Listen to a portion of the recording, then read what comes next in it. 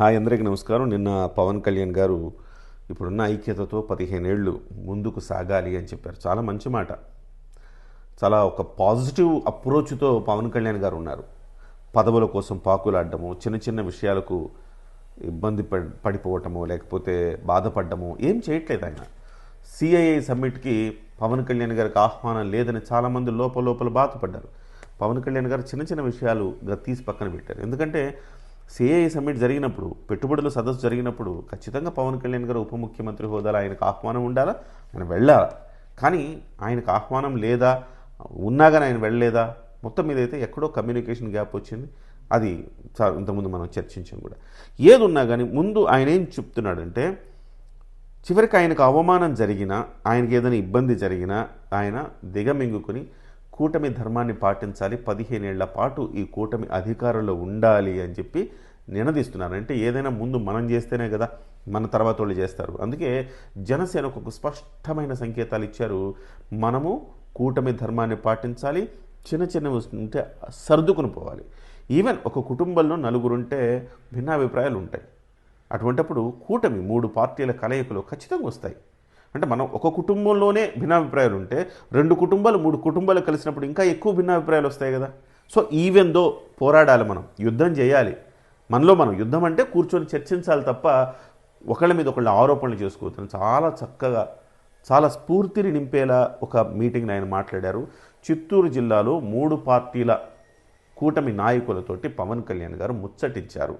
తొలిసారిగా పవన్ కళ్యాణ్ గారు ఇలాంటి సమావేశాలను ఏర్పాటు చేశారు. బహుశా పవన్ కళ్యాణ్ గారు వ్యూహాత్మకంగానే ఆ రకమైన సమావేశాన్ని ఏర్పాటు చేశారేమో నాకు అనిపిస్తోంది.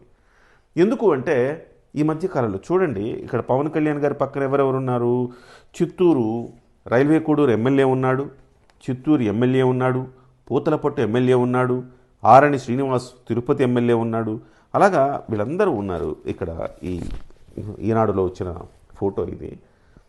కానీ పవన్ కళ్యాణ్ గారు చెప్పిన మాటలు ఎవరికి గట్టిగా తగులుతాయి చెప్పండి? చిత్తూరు ఎమ్మెల్యేకి తగులుతాయి. ఎందుకంటే చిత్తూరు ఎమ్మెల్యే జగన్మోహన్ రావు గారు ఇటీవల కాలంలో దాదాపుగా ఒక 50 మంది జనసేన కార్యకర్తలను తన పార్టీలో చేర్చుకున్నారు తెలుగుదేశంలో. ఇదేనా కూటమి ధర్మం? కానీ ఎక్కడ కూడా జనసేన పార్టీ నుంచి ఇది తప్పు అని చెప్పి పెద్ద ఎత్తున రచ్చ చేయాల.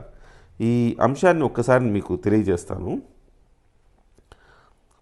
పత్రికల్లో కూడా వచ్చింది, ఇదేం విచిత్రం అని చెప్పేసి పత్రికల్లో వచ్చింది. ఇదేం విచిత్రం, టీడీపీలో చేరిన జనసేన పార్టీ కీలక నేత అనేసి.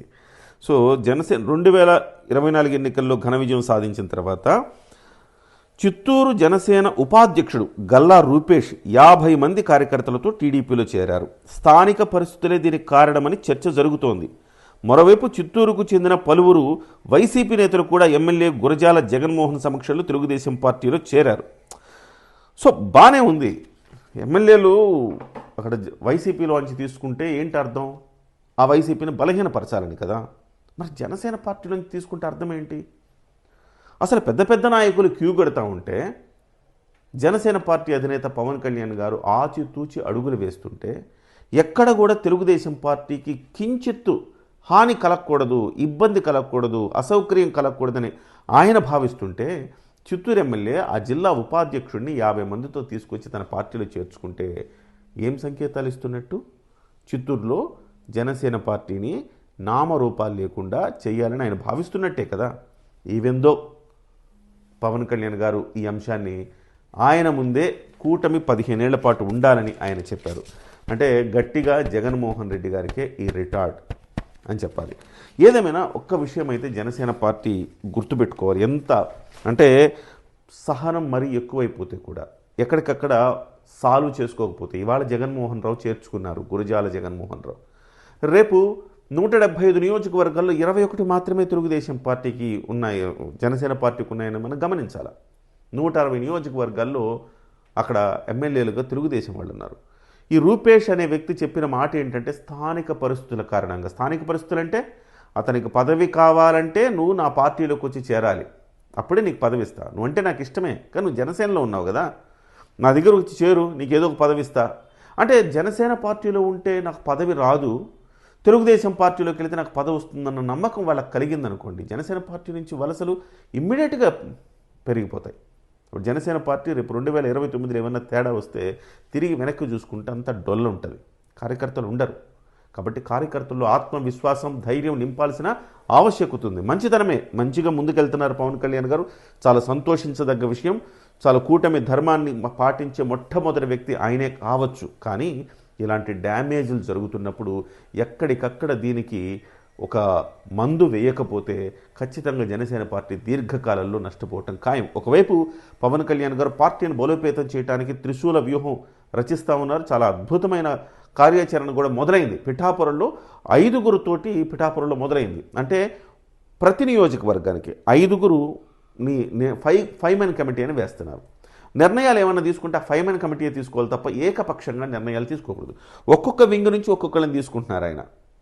సో వాళ్ళలో వాళ్ళు సఖ్యంగా ఉండి ఒక నిర్ణయం తీసుకుంటే అది పవన్ కళ్యాణ్ గారు అమలు చేస్తారు. ఇట్లా జిల్లాలోనే అంటే ఒకటేంటంటే నియోజకవర్గంలో 5 మెన్ కమిటీతో పాటుగా మిగతా గ్రామాల్లో కూడా 5 మెన్ కమిటీ. అంటే ఒక్కొక్క గ్రామంలో ఒక్కొక్క 5 మెన్ కమిటీ రావటం వల్ల ఏం జరుగుతుంది, అక్కడ గ్రామానికి కనీసం ఒక 5గురు నాయకులు దొరుకుతారు పవన్ కళ్యాణ్ గారికి. ఈ వ్యూహాన్ని అన్ని నియోజకవర్గాల్లో అమలు చేయాలని భావిస్తున్నారు. ఖచ్చితంగా ఇది మంచిదే. కానీ ఇలాంటి గురజాల జగన్మోహన్ రావు లాంటి వాళ్ళను ఎదుర్కోవటం, వాళ్ళకి చెక్ పెట్టడం కూడా అత్యావశ్యకం. ఇది పవన్ కళ్యాణ్ గారు ఖచ్చితంగా తెలుగుదేశం అధినేత చంద్రబాబు నాయుడు గారి దృష్టికి తీసుకెళ్ళాలి. అఫ్కోర్స్ అది చంద్రబాబు నాయుడు గారికో లేకపోతే లోకేష్ గారికో తెలిసి జరిగిన పరిణామాలు కాదు ఇవి. లోకల్గా ఉండేవాళ్ళు తమ పట్టు పెంచుకోవడానికి భవిష్యత్తులో జనసేన అటువైపు కూడా చూడకుండా ఉండటానికి చేసే ప్రయత్నం అని చెప్పాలి. చిత్తూరులో జనసేన పార్టీకి చాలా పెద్ద బలం ఉంది.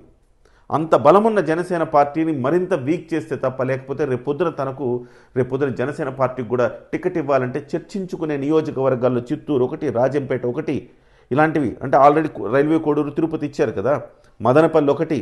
ఇలాంటి నియోజకవర్గాలు జనసేనకు అత్యంత పట్టున్న నియోజకవర్గాలు. గతంలో పీఆర్పీ టైంలో కూడా దాదాపు ఇక్కడ 2వ స్థానంలో పీఆర్పీ నిలిచిన స్థానాలు ఇవన్నీ. అలాంటప్పుడు ఇక్కడ వ్యూహాత్మకంగా గురజాల జగన్మోహన్ పార్టీని పూర్తిగా నేలమట్టం చేసేదానికి ప్రయత్నం చేస్తున్నారు. జనసేన పార్టీ ఇలాంటి విషయాల్లో మేలుకోవాల్సిన ఆవశ్యకత ఉంది.